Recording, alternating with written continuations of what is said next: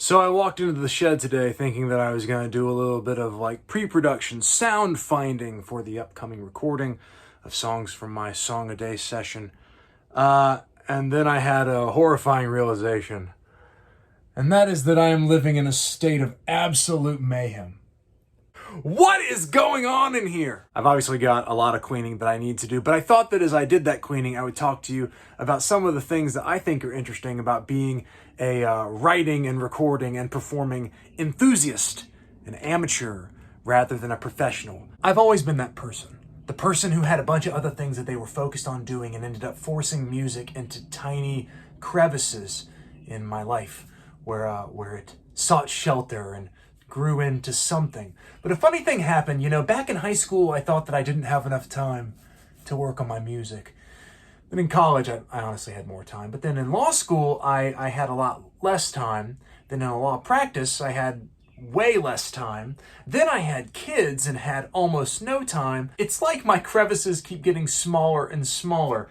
And sometimes this hobby feels about as claustrophobic as the shed currently feels. But that's sort of a reality that I've had to accept and that now I'm trying to learn how to actually work with. When you've got scarce resources like time and energy that you can devote to music or the space where you make your music, sometimes it seems like it's a little bit like a waste of that time to clean instead of creating. Of course, what that means is that incrementally things get messier and messier until then you have to devote a large block of time to cleaning. It probably would be much more efficient for me to actually clean up my space and maintain some semblance of organization one little step at a time. And that actually reminds me of something that I learned from the May Song a Day challenge. Early in the challenge, I really struggled to even finish songs that I could then perform and post as my completed work for that given day. I found over time that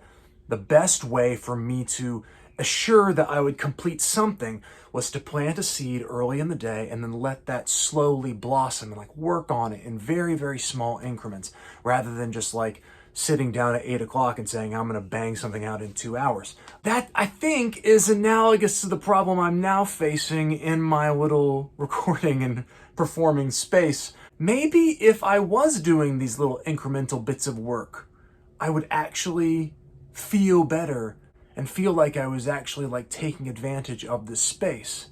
As I think about all this, I'm reminded of a video that I made over a year ago when I was trying to restart my creative process after my second kid was born. And one of the recurring themes in that was to set up little dominoes that were really easy for you to knock down. Maybe I haven't been taking that very good advice. Listen to that.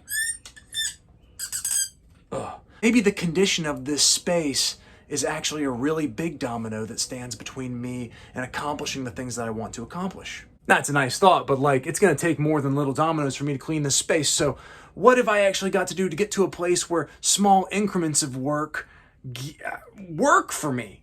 And I think the answer is that I've got to try to get to as blank a slate as possible, and that's a slate that then I can do little bits of maintenance to keep clean.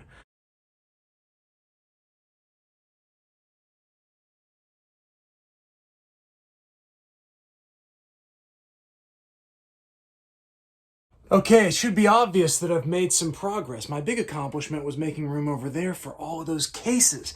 I still have a lot of work to do. Look at that. Oh, good Lord. But this is the beginning. I don't know if this is interesting to anybody, but it's going on the tubes nonetheless. I hope that you're doing well and taking care of yourselves. Please join me for the next installment of this, which I hope actually involves some real music.